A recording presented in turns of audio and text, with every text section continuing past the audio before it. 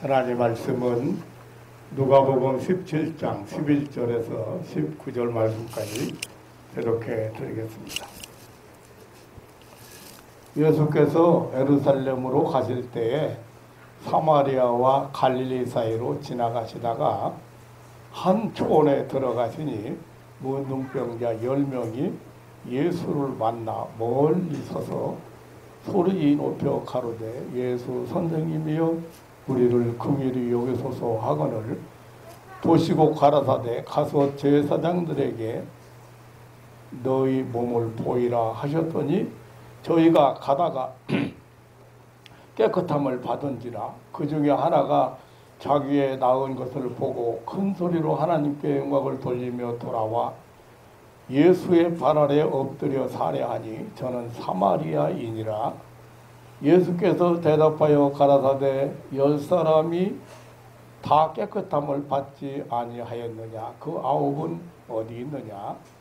이 이방인 외에는 하나님께 영광을 돌리러 온 자가 없느냐 하시고 그에게 이르시되 일어나 가라 내 믿음이 너를 구원하였느니라 하시더라. 아멘.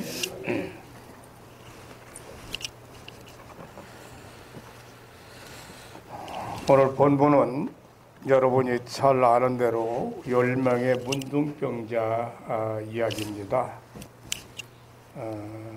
9명의 유대인하고 1명의 사마리아 사람으로서 다른 사람들과 격리되어 살고 있었습니다.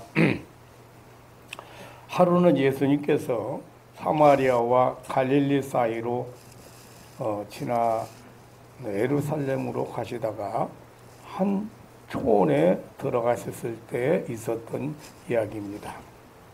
10명의 문둥병자들은 멀리서 예수님의 행렬을 보고 소리 질렀습니다. 예수 선생님이시여 우리를 불쌍히 여기소서. 예수 선생님이시여 우리를 긍휼히 여기소서 라고 소리를 질렀습니다. 예수님께서는 율법의 규례에 따라서 부정한 병 든 자가 나으면 제사장에 가서 몸을 보이고 제사장이 다 나았다는 그런 확인을 받는 것이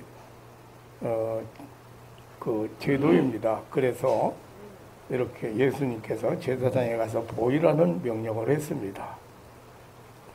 10명의 문둥병자들은 예수님의 말씀대로 제사장에게 몸을 보이기 위해서 성전을 향하여 가고 있었습니다. 그런데 말씀에 순종하여 가다가 보니까 깨끗함을 받았습니다.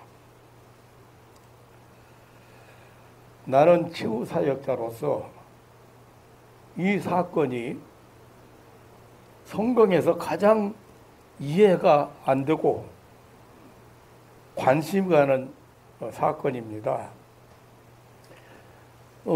제가 별의별 그 병자를 만나서 하나님의 은혜로 치료받고 건강해지고 삶이 새로워지고 많은 경험을 했습니다마는 이렇게 병자를 만나지도 않고 뭐 요즘 같으면 비대면 치료를 해야 되겠지요. 뭐 코로나 때문에 만나는 것을 두려워하고 오고 가는 것을 두려워하니까. 그런데 멀리서 소리 지르는 문둥병이 어떻게 나을 것이며 또 낫지도 않은 문둥병자를 제사장에게 보내서 확인하라고 하셨는지 치유 사역자로서, 그리고 또 이 제사장에게 가서 확인받으라고 하시는 말씀을 믿고 문둥병이 낫지도 않았는데 어떻게 무조건 갈 수 있었는지 아무리 생각해봐도 이해가 안 되는 아주 미스터리한 사건입니다. 그 지금 물론 이제 제가 전화상으로 금방에 열이 내린다든지 통증이 가신다든지 뭐 기침이 멎는다든지 그런 체험을 많이 했어요. 전화상으로. 그런데 내가 치유사역 현장을 자주 가봅니다. 왜냐하면 환자를 만나야 되기 때문에. 이 사건만은 제가 이해가 안 돼요. 네. 근데 병도 보통 병이 아니잖아요. 근데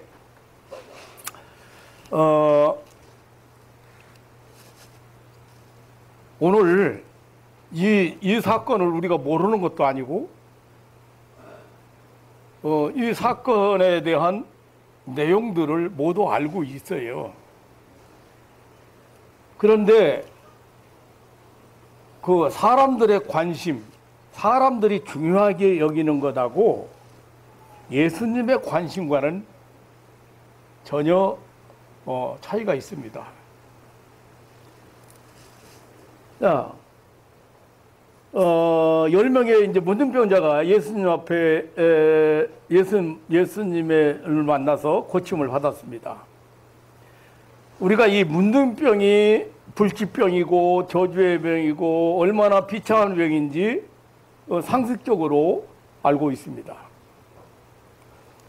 성경 레위기서 13장 45절로 46절에 보면은 문둥병 환자는 옷을 찢고 머리를 풀어 헤치고 위에 입술을 가리우고 외치기를 부정하다 부정하다 할 것이요 병 있는 날 동안은 늘 부정하다 할 것이다. 그가 부정한즉 혼자 살되 진 밖에서 살진이라고 했습니다.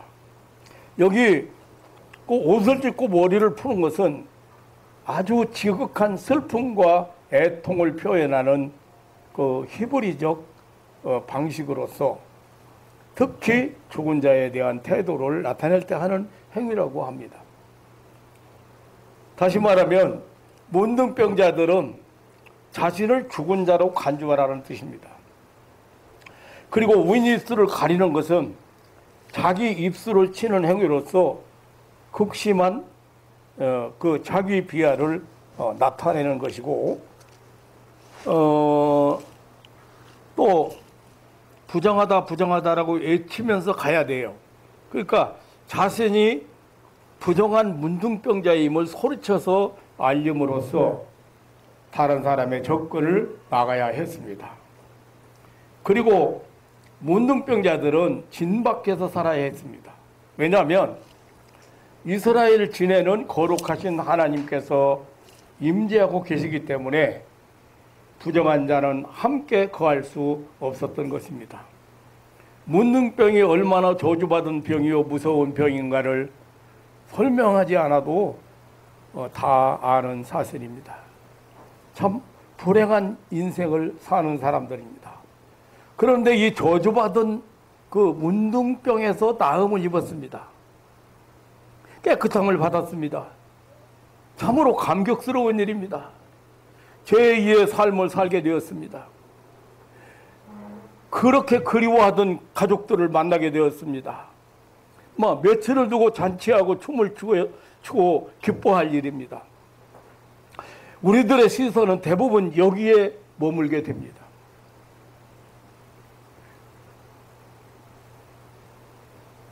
그리고 사실 우리의 이 관심을 대단히 끌고 있습니다. 아까 제가 말씀드린 대로 내가 치유사역자지만 어떻게 나은 것도 보지도 않고 나을 수 있는 가능성도 설명하지도 않고 그냥 제사장한테 가서 보이라, 제사장에 가서 보이라 그렇게 말씀하신 것이나 또 그 말씀을 믿고 순종하고 제사장한테 가다가 병이 나은 그 순종했더니 예수님의 말씀에 순종했더니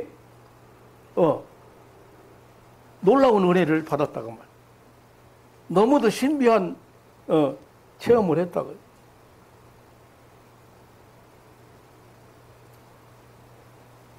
어떤 사람들은 이게 어떤 목사님들 설교집을 보니까 순종의 복을 설명을 했어요. 순종한 사람이 이렇게 복을 받는다.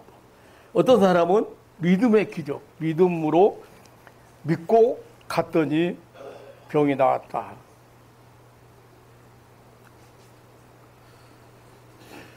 예수님의 말씀을 믿고 가더니 기적을 체험했다. 믿음의 위대성을 강조한 말씀, 강조한 설교도 했습니다. 또 우리들의 관심거리가 아닐 수 없지요. 그런데 예수님의 관심은 다른 곳에 있었다는 것입니다. 예수님이 지금 한 사람이 지금 돌아왔습니다. 그런데 예수님께서 야 정말 잘했다. 내 말에 순종하면 이렇게 수지 맞는다. 뭐 정말 신기하고 감사하다. 뭐 다른 9사람도 다 나았지 하시면서 감격하지 않았습니다. 예수님은 문둥병이 나았다는 이 엄청난 사실보다는 하나님께 영광을 돌리러 오느냐 그렇지 않느냐였습니다. 10사람이 다 깨끗함을 받지 않았느냐? 그런데 9은 어디 있느냐? 이방인 외에 하나님께 영광을 돌리러 온 자가 없느냐? 큰 은혜를 받고도 하나님께 영광을 돌리는 사람은 한 사람뿐이냐? 오늘 여기 18절 이방인 외에는 하나님께 영광을 돌리러 온 자가 없느냐? 하나님께 영광을 돌리러 온 자가 없느냐? 자, 지금 9사람 중에 10사람이 다 나왔는데 그 중에 한 사람이 돌아와서 하나님이 나를 이렇게 치료해줬습니다. 하나님의 능력으로 나는 이제 문둥병에서 자유함을 얻었습니다. 해방되었습니다. 하나님 앞에 영광을 돌리러 돌리는데 하나님께 영광을 돌리러 온 자가 없느냐? 예수님의 관심 한번 따라서겠습니다. 하나님께 영광을 돌리러 온 자가 없느냐?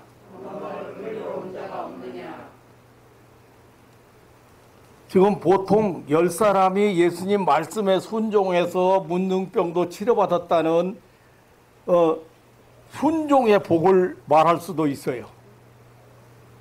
또 여기 성경 말씀 소개한 대로 그 말씀을 믿고 가더니 가는 도중에 나섰어요. 그러니까 믿음의 위대성도 우리가 구원받을 수 있어요. 그런데 가장 중요한 거 여기 지금 핵심적인 게 뭐냐면 예수님의 관심이 예수님이 지금 강조한 것이 하나님께 영광을 돌리는 자가 너 한 사람밖에 없느냐.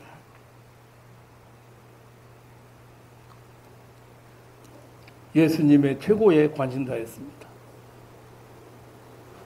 결론부터 말씀드린다면 하나님 앞에서 우리가 은혜 받고 은혜 받은 자가 취해야 될 가장 올바른 태도와 자세가 무엇인가? 하나님 앞에 가장 가치 있는 삶이란 무엇인가? 하나님 앞에 기도하는 거, 순종하는 거, 사랑 실천하는 거, 봉사하는 거, 뭐 믿음, 전도, 헌신 다 어느가 다 소중하지 않은 것이 없습니다.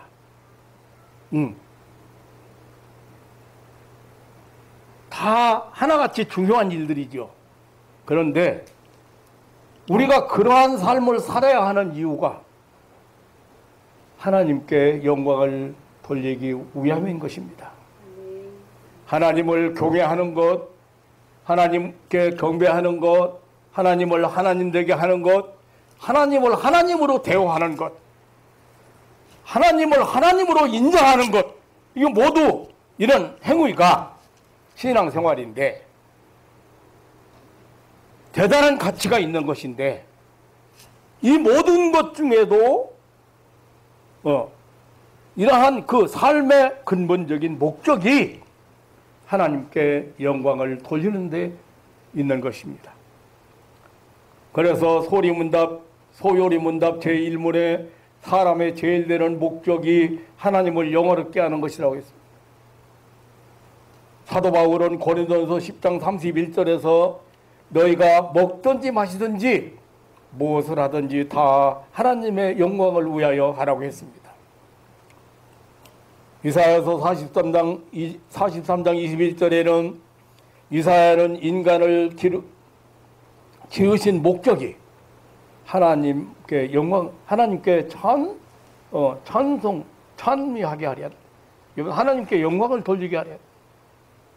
에베소서 1장 6절에 우리를 구원하시고 택하시고 자녀 삼으시고 신령한 복을 주신 것은 하나님의 은혜의 영광을 찬미하게 하려 함이라 하겠습니다. 본문에 10명이 다 나왔다고 했습니다. 그러나 한 명만 하나님께 영광을 돌리며 감사했습니다. 나머지 9명은 하나님께 영광을 돌리러 오지 못했습니다. 9명과 1명의 차이는 똑같은 은혜를 받았지만 하나님께 감사한 것과 감사하지 않은 것 차이입니다. 하나님께 영광을 돌린 것과 영광을 돌리지 않은 차이입니다. 우리가 어떤 환경 속에서 어떤 경우에도 하나님께 감사하고 영광을 돌리는 일은 피조물의 최선의 행위라는 사실을 알아야 합니다. 하나님을 시인하는 일, 하나님의 은혜를 시인하고 고백하는 것, 하나님께 감사하는 것. 하나님께 영광을 돌리지 않고 감사하지 않는 것은 하나님께서 받으셔야 할 그 영광을 덮어버리는 것이다라든지 가로채는 것이 되는 것입니다. 만일 어떤 사람이 하나님 앞에 기도해서 사업에 성공했다든지 좋은 일을 만났다든지 한다면 그가 하나님 앞에 진심으로 감사하고 영광을 돌린다면 사업 성공이 그 좋은 일이 하나님의 은혜요 하나님의 도우심을 시인하는 것이지만 반면에 그 하나님께 전혀 감사치 않고 영광을 돌리지 않는다면 그것은 자기의 노력과 실력으로 되었기에 어느 누구에도 공로를 돌리지 않고 자기 자랑만 하게 되는 것입니다. 이런 사람은 누가 칭찬하면 사실은 그만하게 되는 것이죠. 결국 감사나 하나님께 영광을 돌리는 것은 겸손이요 감사치 못하고 영광을 돌리지 않는 것은 교만입니다. 하나님께 영광을 돌리면 하나님을 하나님으로 인정하는 행위이고 감사치도 않고 영광을 돌리지 않는 것은 자신도 모르는 사이에 자기가 주인이 되어 있고 하나님의 자리에 있는 것입니다.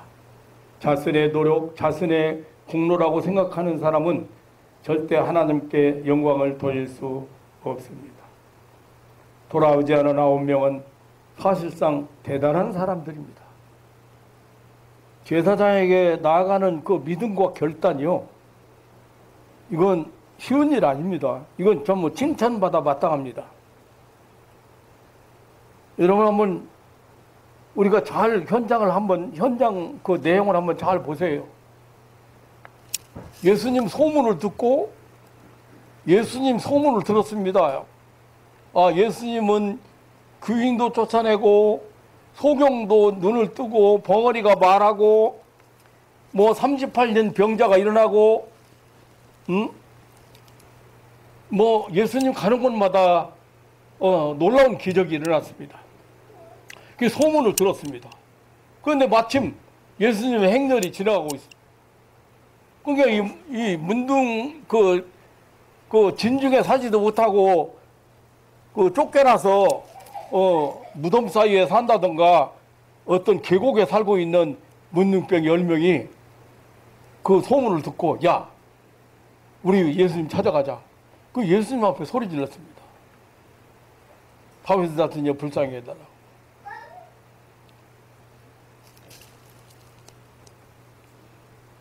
그런데 예수님께서 어떤 조치도 취하시지도 않고 그냥 무조건 제사장에 가서 보여라. 규례대로. 너들 병 다 나섰으니까 제사장 이 말을 잘 설명하면 무슨 말이냐면 너희들 병 다 나섰어. 그러니까 제사장한테 보이고 집으로 돌아가. 나섰다는 확인증 가지고 집에 돌아가. 그 얘기거든요. 이 사람들이 두말 없이 돌아서서 제사장한테 갔어요. 근데 성경은 그렇게 소개했지만 내가 환자를 만나보면서 그리고 병자를 치료하면서 이 사람들 갈등이 얼마나 있었을까. 아니 어떤 사람은 그랬을 것 같아요. 10명이니까요. 10명이니까. 이런데 침물이 시걱정을 하고 있는데 손 이런데 다치면 아니 고쳐주고 가라고지. 낫지도 않았는데 가라고?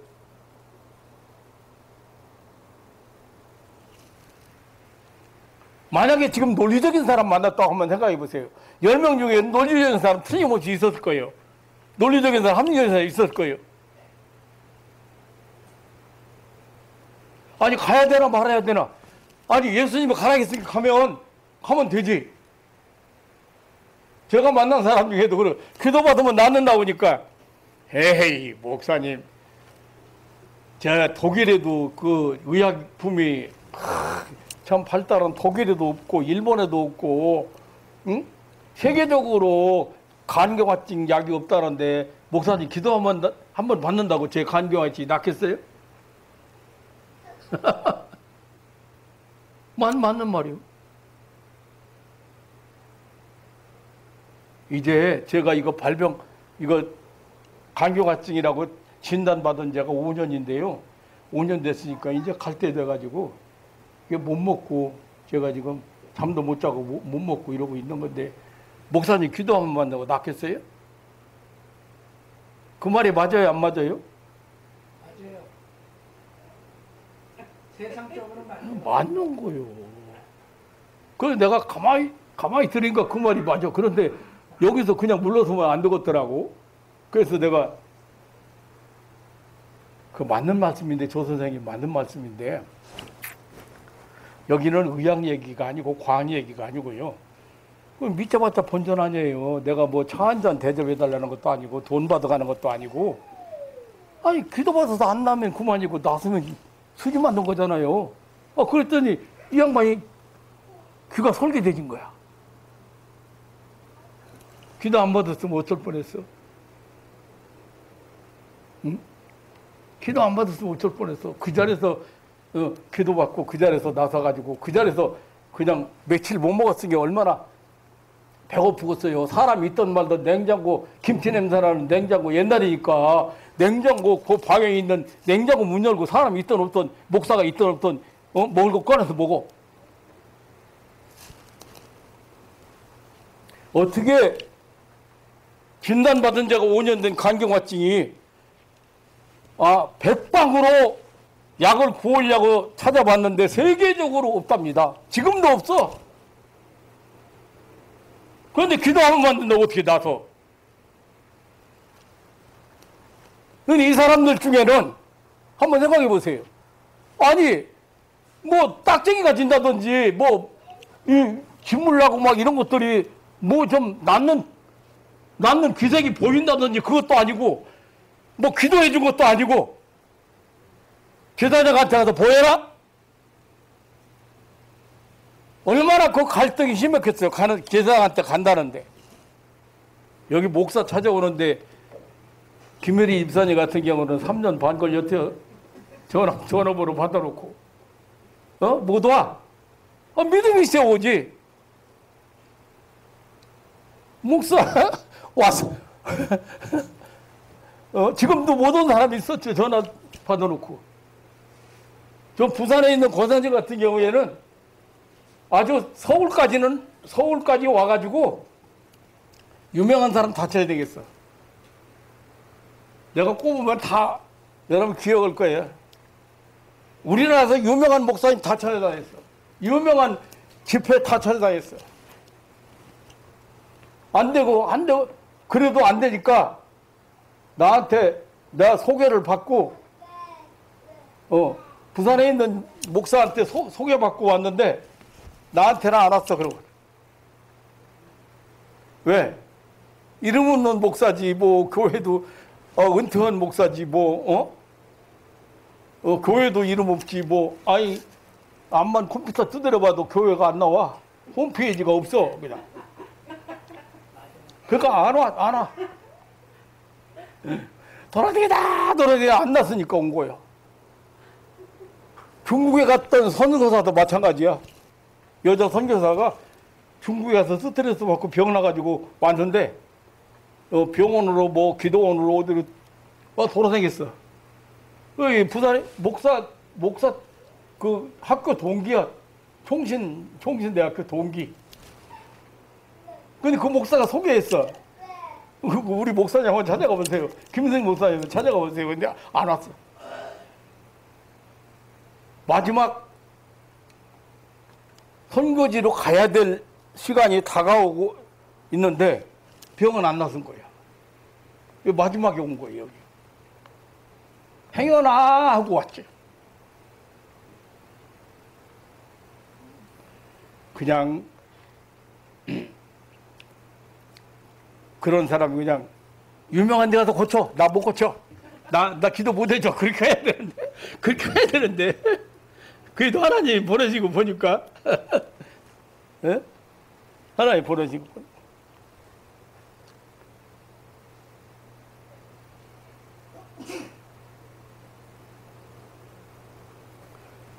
못 와. 오는 거 힘들어. 그런데 제사장한테 보여라? 아니, 썩어서 진물이 지걱지걱 나는데 그것이 멈췄다든지, 무언가 몸에 무슨, 기운, 어떤 사람 말하고 몸이 뜨거워졌다든지, 무슨, 뭐가 아무 증거도 없이 가서 제사장한테 가서 보이라.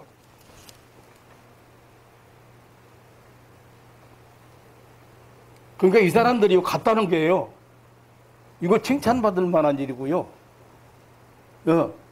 이게 보통 그 갈등, 그 싸움의 승리가 대단한 사람들. 그 믿음과 결단이 대단한 사람들이에요. 그러나 가장 중요한 것을 잃어버리고 말았다는 거예요. 가장 소중한 것을 놓쳤다는 것입니다. 이런 신앙의 근거는 항상 자기요. 자기가 믿음이 좋아서 은혜를 받았다, 축복을 받았다. 금식기도 했더니, 작정기도 했더니, 그래서 나는 은혜를 받았다. 언뜻 들으면 맞는 말처럼 들리지만, 기도 많이 해서 은혜를 주신다면 은혜를 못 받을 사람 없어요.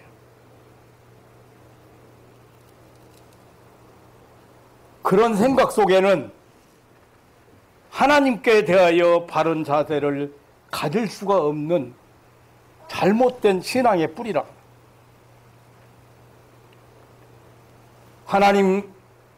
하나님이 그 자리가 없는 사람이에요.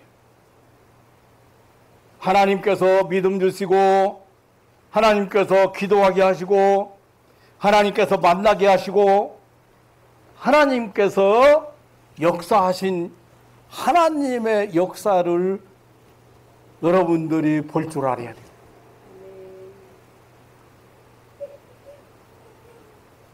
그런 눈을 가질 때 바른 신앙을 가질 수 있는 거고, 하나님 앞에 영광을 돌리시는 거예요. 하나님이 주셨기 때문에 받은 거예요. 여러분도 마찬가지. 우연찮게 뭐 김성진 목사 만났다 그렇게 생각을 하는지 모르는데요. 아니에요.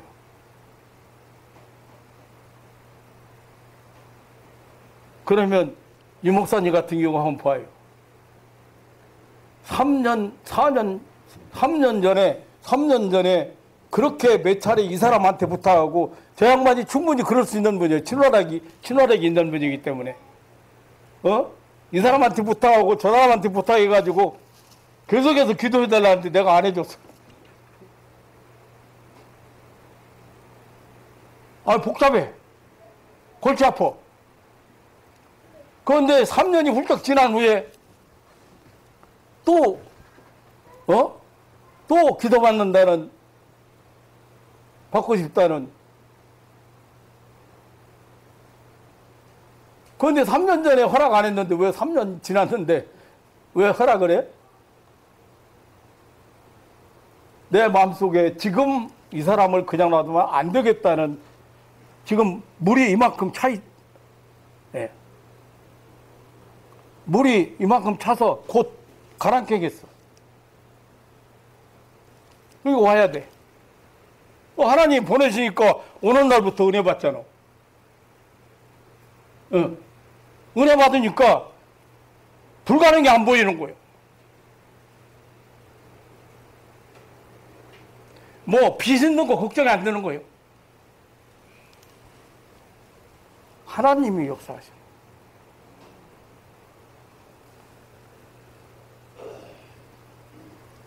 그렇기 때문에 하나님께 반드시 마땅히 그 영광을 돌려야.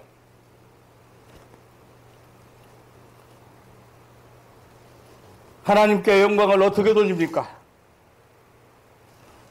예수님께 돌아온 한 사람은 큰 소리로 하나님께 영광을 돌리며 돌아왔다고 본문은 기록하고 있습니다.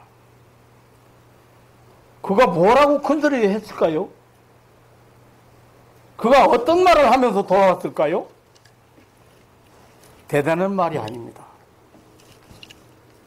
결국 그가 한 말의 내용이 하나님께 영광을 돌리는 내용입니다.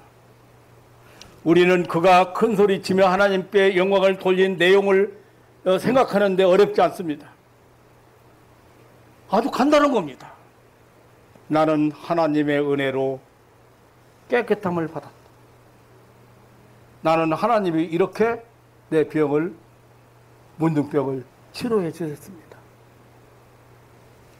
하나님께서 나를 고쳐주셨습니다. 하나님께서 나를 치료해 주셨다는 한마디, 그것으로 만족합니다. 누가복음 5장에 보면 중풍병자가 고침을 받고 하나님께 영광을 돌리는 장면이 나옵니다. 누가복음 5장 25절 26절에 보면 그 사람이 저희 앞에서 곧 일어나 누웠던 것을 가지고 하나님께 영광을 돌리며 자기 집으로 돌아가니 모든 사람이 놀라 하나님께 영광을 돌리며 심히 두려워하여 가로되 우리가 오늘날 기이한 일을 보았도다 하니라. 누가복음 18장에 보면 소경 거지가 고침받은 내용이 나옵니다. 그리고 하나님께 영광을 돌렸습니다. 누가복음 18장 43절에 보면 곧 보게 되어 하나님께 영광을 돌리며 예수를 좇으니 백성이 다 이를 보고 하나님을 찬양하니라 했습니다. 사도행전 3장에서 안진뱅이가 일어납니다. 그리고 하나님께 찬미하며 영광을 돌렸다고 합니다. 이렇게 일관되게 그들은 하나님을 찬양하고 하나님께 감사하고 하나님께 영광을 돌렸다는 것입니다. 이것은 하나님을 인정하는 것이요, 하나님을 하나님 되게 하는 일이요, 이것이 바로 우리 인간의 최선이요 최고의 행위입니다.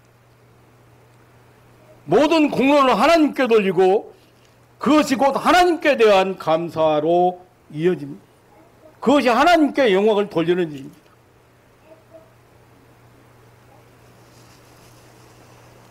사랑하는 성도 여러분, 오늘 본문은 우리에게 하나님께 영광을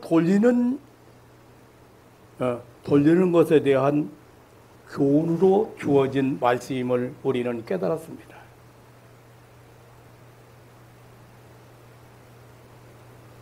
여러분, 여기 순종을 강조하려고 이 본문을 선택을 했어. 어떤 목사님이 순종하면 수지 맞는다. 틀린 말이 아니죠. 그리고 믿음으로 여기 성경에 이 사람이요.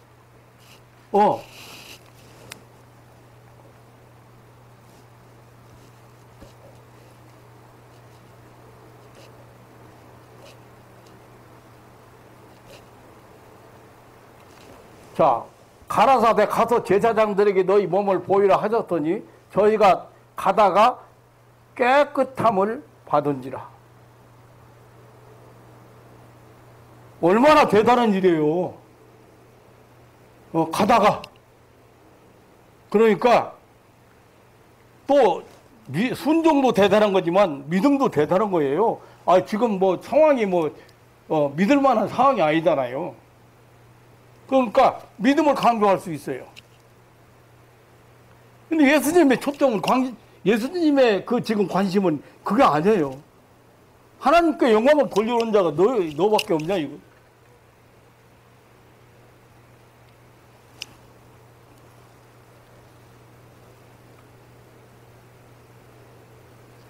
본문은 우리로 많은 교훈을 줍니다. 또 많은 것을 생각하게 합니다. 그러면 우리는 본문을 통해서 하나님께 영광을 돌림에 대해서 받을 수 있는 교훈이 뭐냐?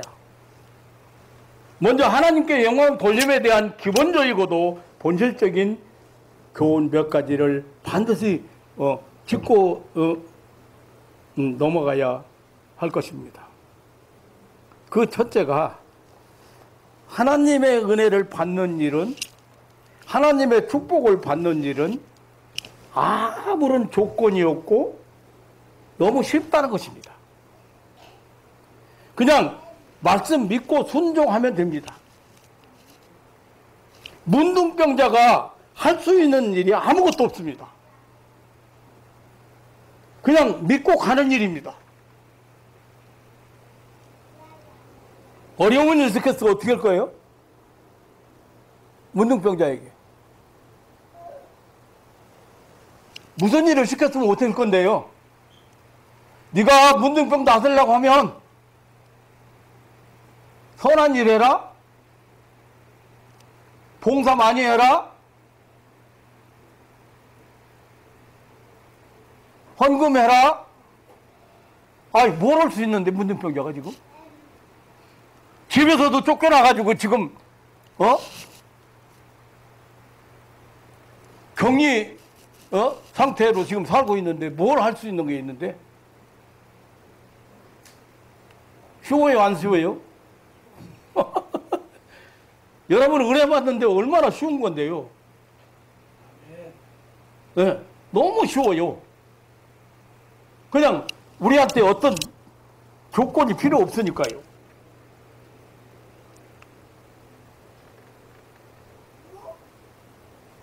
네?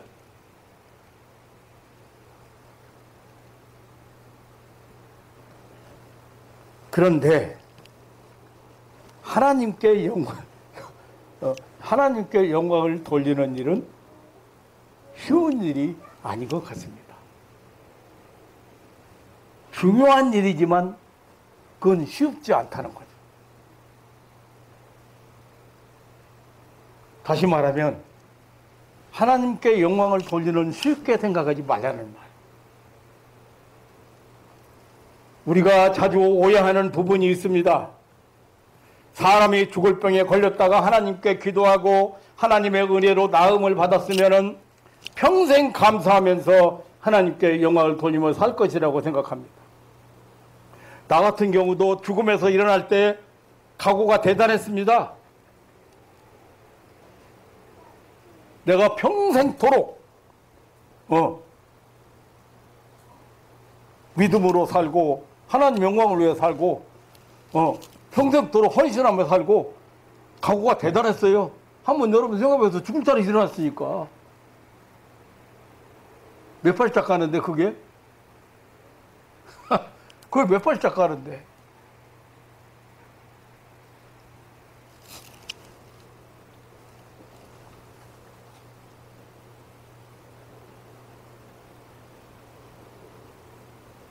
물론 제가 만난 사람 중에는 진짜 그냥 사람만 만나면 하나님 자랑하고, 사람만 만나면 나는 이렇게 은혜를 받고 나는 이렇게 축복을 받아서 하나님의 은혜로 이렇게 지금 잘 살고 있습니다. 그런 사람이 있어요. 그런데 이게요, 얼마 안 가서 식어져요.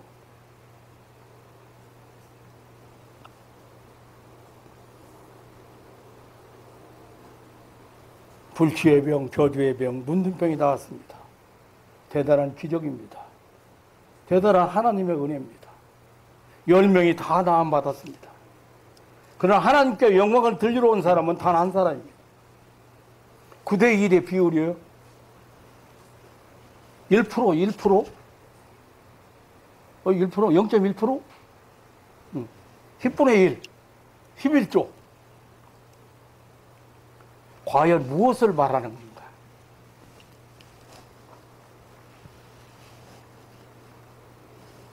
쉬운 일이 아니다.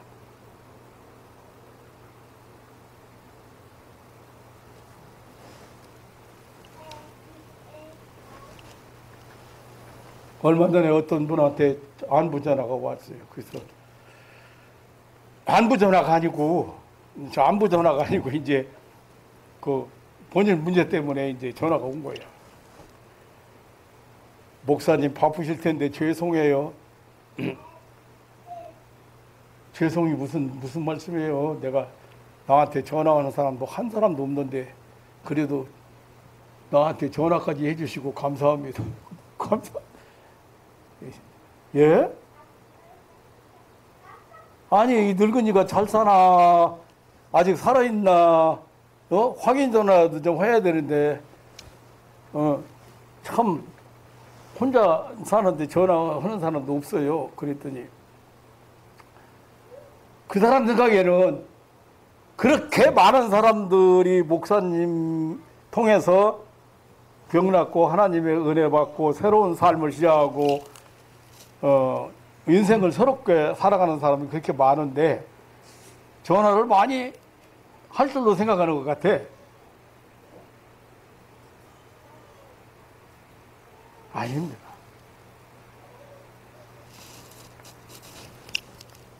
나는 처음부터 병 나서가지고 간다고 해서 그 사람 전화번호도 안 남겨놔요.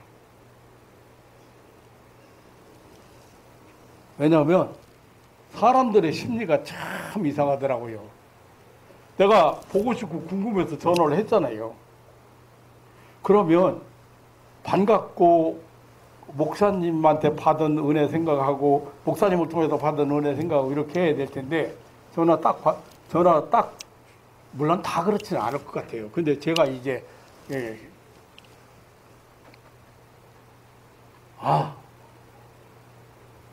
목사님 자기가 자기가 나 병을 치료해 주셨다 해가지고 생생 내려고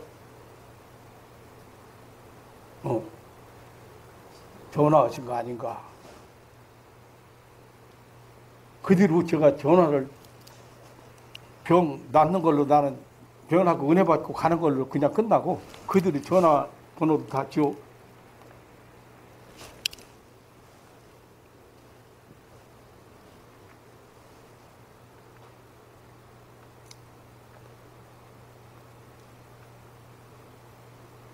어느 교회에서 한 청년이 관절염으로 몹시 고생을 하고 있었는데 진짜 앞날이 창창하고 날고 뛰어야 될 청년이 제대로 움직이지도 못하고 고생을 하다가 참 그 처지가 말로 다 할 수 없었지. 뭐 다리도 붓고 뻣뻣하고 통증도 오고 뭐 그런 사람인데 오늘날 이제 교회 부흥 집회 하는 동안에 하나님의 은혜로 고침을 받았어요. 그래서 목사님이 너무나도 기쁘고 감사해서 다음 주일에 성도들 앞에 간증해달라고 부탁을 했습니다. 근데 주일날 청년이 안 보여요. 안 보여. 나타나지 않았어요. 그래서 목사님이 걱정돼가지고 다음날 청년에게 전화를 했습니다. 아니 어떻게 교회 와서 간증 한번 해달라고 했더니 어제 교회를 안 나와서 궁금해서 전화했습니다. 목사님, 제가 너무나 오래간만에 자유롭게 걸어보는 터이라 너무 좋아가지고 등산 갔다가 왔는데 등산 가가지고 주의를 못 지켰어. 등산 가가지고. 그래서 못 갔습니다. 이게 인간의 모습이에요. 인간의 모습.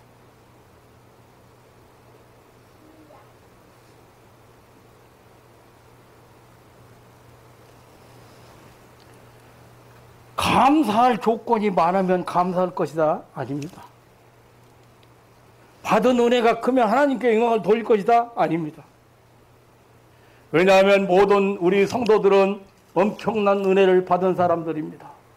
엄청난 감사의 조건을 이미 가지고 있는 사람들입니다. 죄사함 받았습니다. 영생 얻었습니다. 하나님 자녀 됐습니다.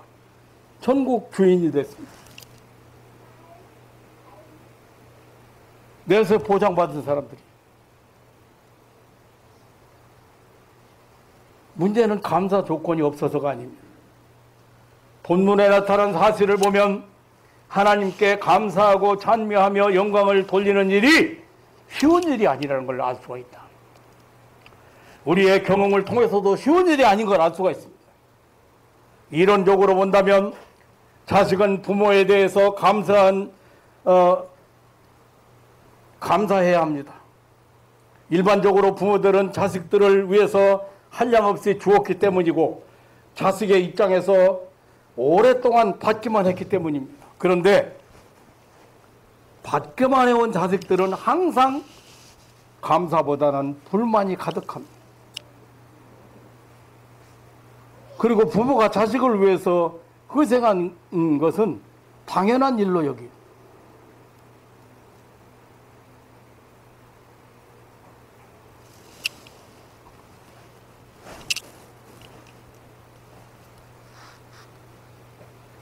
목사가 뭐 약을 사다 준 것도 아니고 크게 손해본 것도 없는데, 두고두고 목사한테 사례할 필요가 뭐 있어.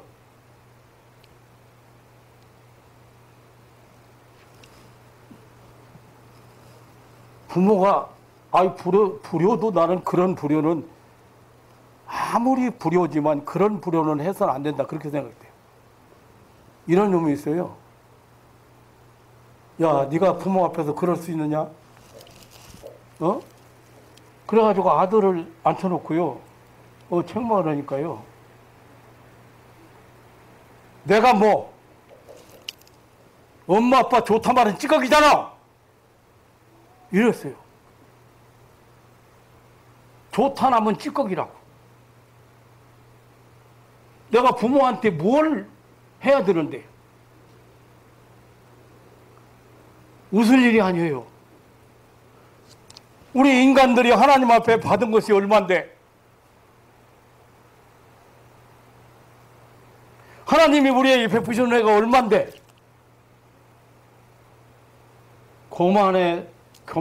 교만하게 되고 마귀에게 시험 들게 되면 나는 하나님이 없어도 산다고 했어요.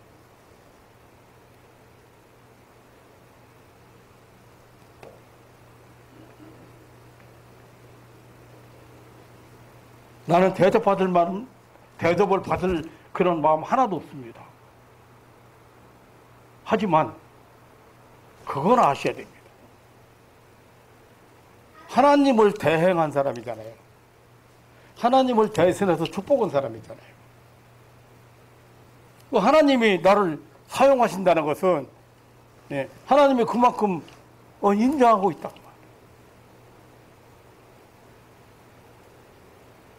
제 축복이 빗나간 사람은 별로 없습니다.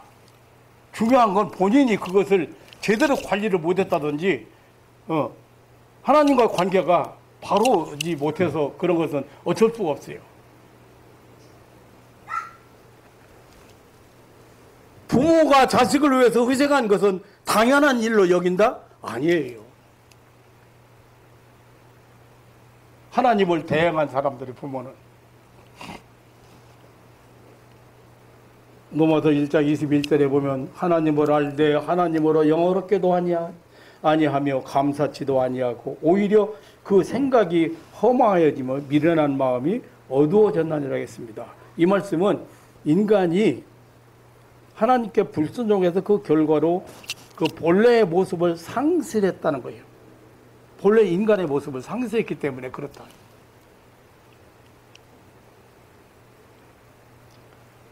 죄를 지음으로 하나님을 영화롭게 하는 능력을 상실했다. 하나님께 감사하는 능력을 다 상실해버렸다. 이것을 신학적인 용어로 하면요, 전적 타락이라고 해요. 인간 전적 타락이기 때문에 그렇다. 그러니 뭐 믿음이 없는 사람에게 뭐 아무리 하나님의 은혜를 바라고 감사하라고 해도 감사한 일은 하질 못합니다.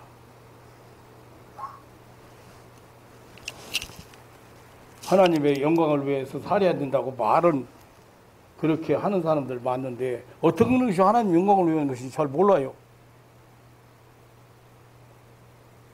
지금 하나님 앞에 뭐 어떻게 영광 돌렸어요?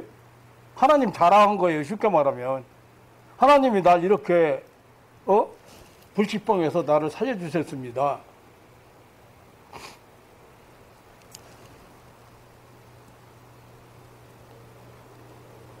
정말 믿음 좋은 사람은 하나님께 영광을 돌리는 사람이라는 거죠. 감사가 넘치는 사람, 하나님을 영화롭게 하는 사람, 하나님께 영광을 돌리는 사람.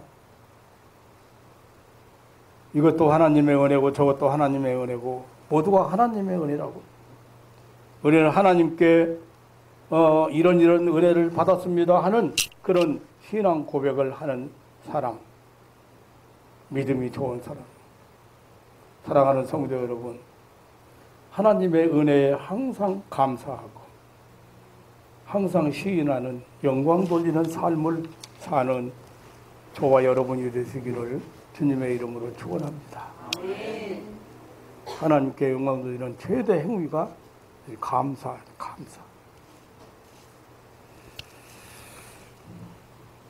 우리는 항상 모든 일에 하나님께 감사하는 법을 배워야 하겠습니다.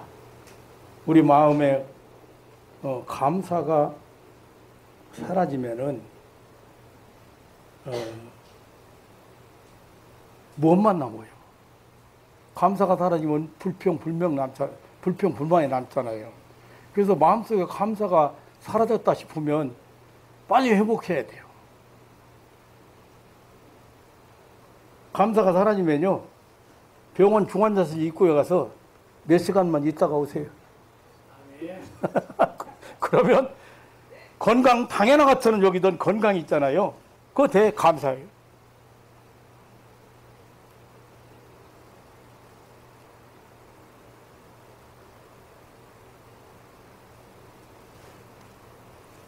병원에 아파서 병원 생활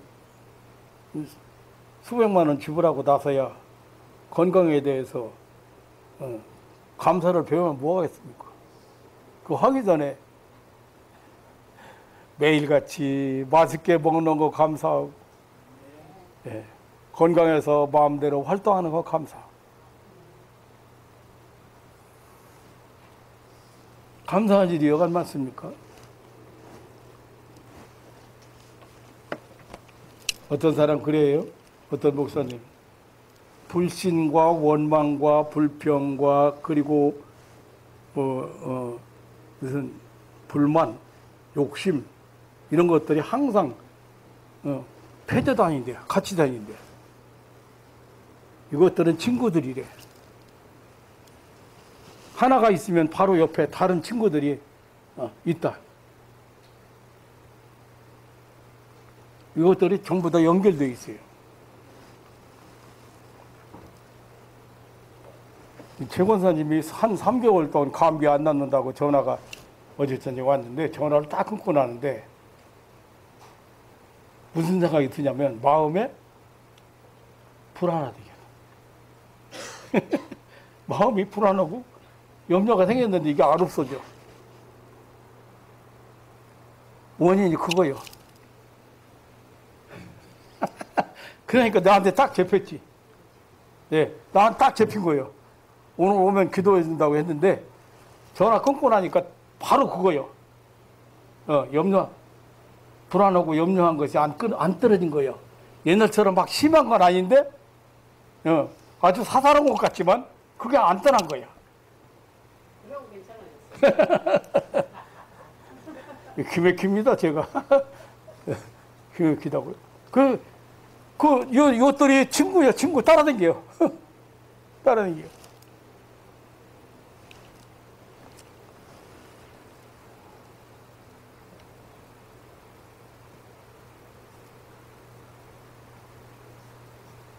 믿음과 감사, 자족, 그리고 은혜 역시 함께 다니죠. 불신의 표현은 원망이듯 믿음의 표현은 감사. 그것이 하나님을 영화롭게 하는 일입니다. 감사하는 것. 욕심은 불평 그리고 불만, 원망과 공존합니다. 감사는 넘치는 마음, 흐뭇해하는 마음인데 반해서 욕심과 불만은 채워지지 않는 마음입니다. 사랑하는 성도 여러분, 이 세상 누구보다도 많은 은혜와 복을 받은 분들입니다. 아무리 따져봐도 오늘 이 예배에 참석한 여러분들은 너무도 많은 복을 받은 분들입니다. 그러나 하나님께 영광을 돌리는 그 삶에는 좀 더 적극적이지 못하다는 생각이 듭니다. 이거 시인하고 감사하고 자꾸 이렇게 하는 것은 큰 은혜 받는 비결이에요. 이 이사님이 도현이 사진을 보내왔는데 보내오면서 이거 목사님 기도해서 이렇게 건강하게 잘 큰 그 모습 보라고 보내왔어요. 제게 100만 불짜리 선물보다도 더 큰 선물이에요. 뭘 알고 있어요? 은혜를 알고 있다. 감사하는 마음 가지고 있다.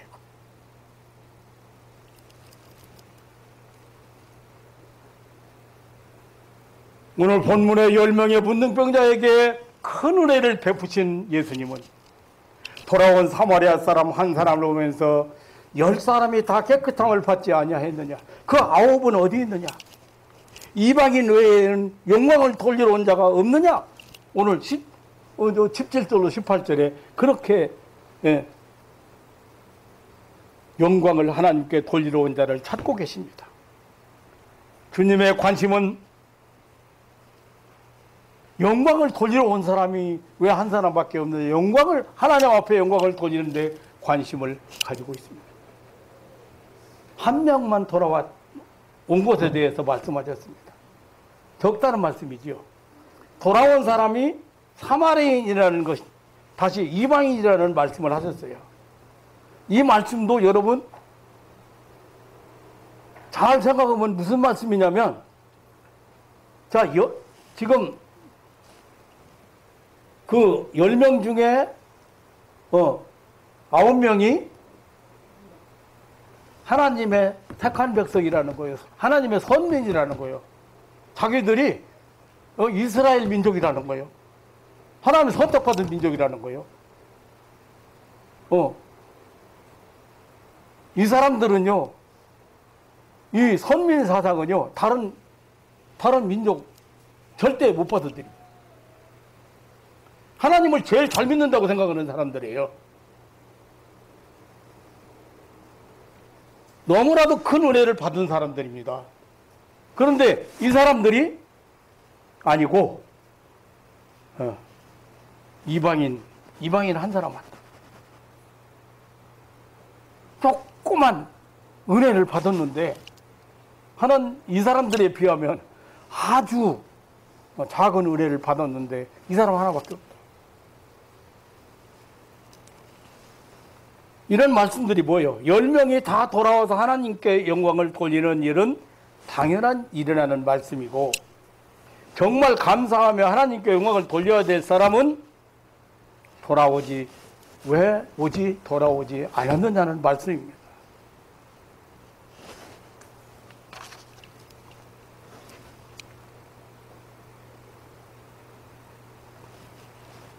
말씀을 맞춰야 될 것 같으네. 결론. 왜 오늘 이렇게 말씀이 길어졌어? 결론을 말씀드렸습니다. 하나님께 영광을 돌리는 자에게 주시는 복, 은혜. 하나님께 영광을 돌리며 하나님께 감사할 때 더 큰 복을 받게 된다. 하나님께 영광을 돌리러 온 그 사마리아 사람에게 예수님은 어떻게 말씀을 하셨나?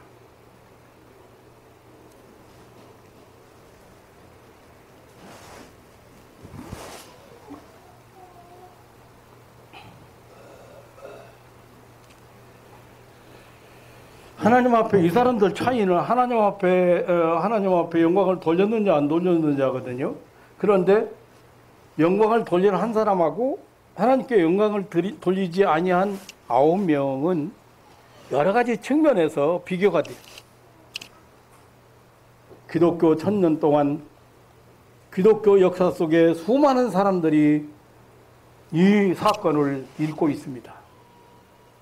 주님을 실망시킨 사람과 주님을 기쁘시게 한 사람, 병 고치는 믿음과 영광을 돌리는 믿음, 주시옵소서와 감사합니다로 비교가.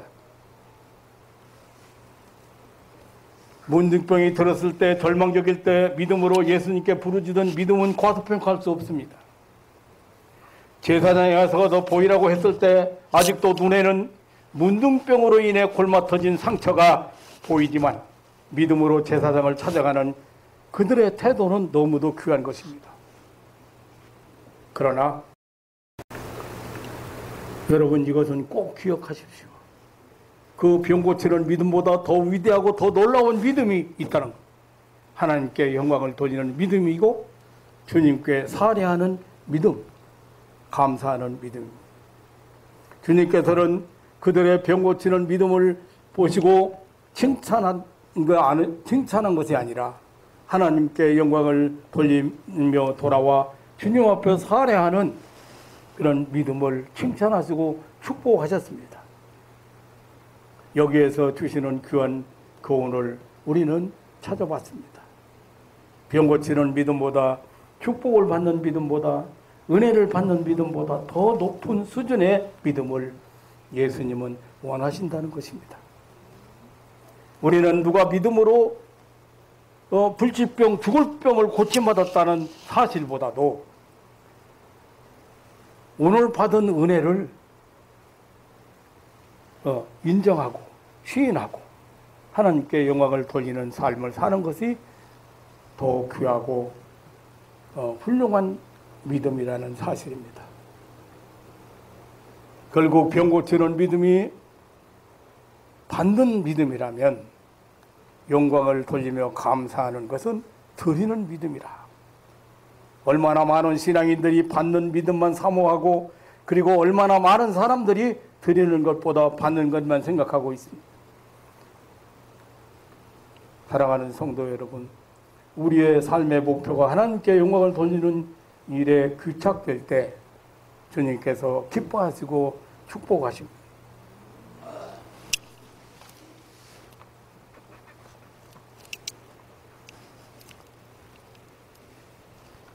간증을 하나 드리려고 했는데 시간이 많이 흘러서 여기서 말씀을 마쳐야 되겠습니다.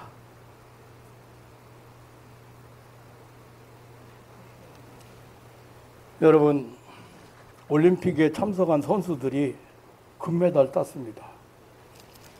그런데 많은 상급을 받습니다. 평생 동안 연금도 받습니다. 왜 그런지 아십니까? 그것은 세계 만방의 나라의 이름을 드러냈기 때문이에요. 단 한 번 나라의 이름을 영광스럽게 했는데 그것도 달리기를 해서 활쏘기를 해서 사람을 잘 때려서 사람을 넘어뜨려서 상을 받았어요. 그런데 나라에서 엄청난 상급을 지급합니다. 박수를 보내고 칭찬하고 영광을 한 몸에 받습니다. 왜 그렇습니까? 나라의 이름의 영광을 드러냈기 때문에. 그런데 하물며 하나님께 영광을 드러낸 성도에게는 얼마나 상급이 중한 상급이 주어집니다. 오늘 지금 우리 주님이 기뻐하시면서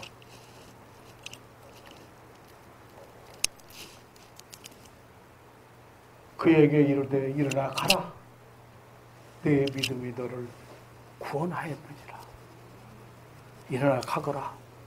너는 이방이지만 구원받은 백성이다. 하나님 나라의 백성이다.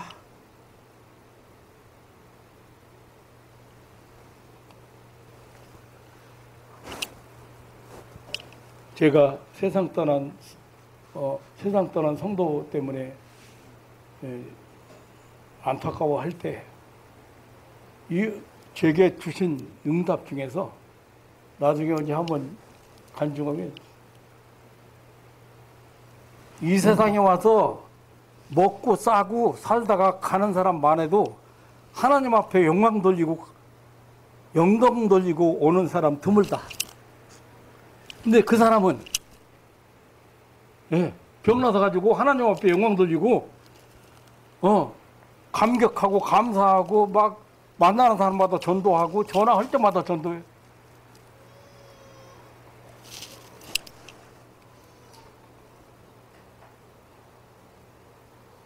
그가 내게 돌린 영광은 영원한 천국에서 영원토록 빛날 것이다.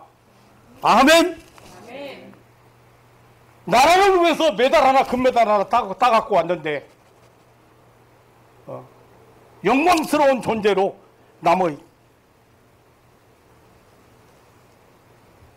공 잘 쳐서 사람 잘 때려서 사람 잘 유도 잘해서 사랑하는 성도 여러분, 지금도 주님은 찾으십니다. 하나님께 영광 돌리러 온 자가 없느냐. 우리 모두 다 은혜 받지. 너희 모두 다 은혜 받지 않았느냐. 모두가 구원받지 않았느냐. 모두 다 죄사함 받았지 않았느냐. 모두가 영생 얻지 않았느냐. 모두가 새생명 얻지 않았느냐. 모두가 영원한 천국의 주인공이 되지 않았느냐. 그런데 하나님 앞에 영광 돌리는 자는 하나밖에 없느냐? 그렇게 작으냐? 사랑하는 성도 여러분, 한순간도 하나님으로부터 내가 받은 은혜에 대해서 잊지 않고 여러분 살아가 보세요. 여러분 앞길이 열리고 형통하고 삶이 새로워지고 놀라운 변화가 일어날 것을 믿으시기 축원합니다. 하나님 인정하여 하나님 같이 기뻐하시오. 제가요 가장 좋아하는 사람이 있습니다. 그 좋아하는 사람 중에 한 사람 유 목사님. 이분은 만날 때마다 시인하는 거예요. 만날 때마다. 만날 때마다. 그러니까 그래 내가 살아있는 게 내가 늙어가지고 팔뚝 돼가지고 내가 살아있는 게 이게 살아있어야 될 이유가 있다. 그런데 40일밖에 못 산다는, 세브란스병원에서 40일밖에 못 산다는 사형 선고 내린 사람 기도받고 나섰는데 20년이 넘도록 전화 한 번 안 해?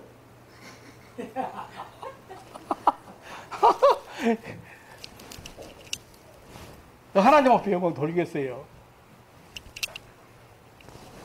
기도하겠습니다. 하나님 아버지, 받은 은혜가 너무 큰데 왜 하나님 앞에 영광 돌리는 사람은 너 하나밖에 없느냐. 예수님의 관심은 하나님의 은혜를 받은 자가 하나님을 영화롭게 하고 하나님 앞에 영광 돌리는 일인데, 우리는 쉬운 것 같지만 이 일에는 이렇게 감사하는 그런 삶을 살지 못하는 것 같습니다. 항상 더 높은 초원의 신앙인으로서 오늘을 살아가도록 축복하여 주옵소서. 받은 것에 감사하고, 있는 것에 감사하고, 보이는 것에 감사하고, 느끼는 것에 감사하고, 항상 하나님의 은혜를 잊지 않고 살아가는, 하나님을 영화롭게 하는 하나님의 자녀들이 되게 하여 주옵소서. 놀라운 더 큰 축복의 세계로 더 확실하게 이렇게 살아갈 수 있는 하나님의 백성들 되게 하옵소서. 감사하오며 우리 구주 예수님의 이름으로 기도하옵나이다. 아멘.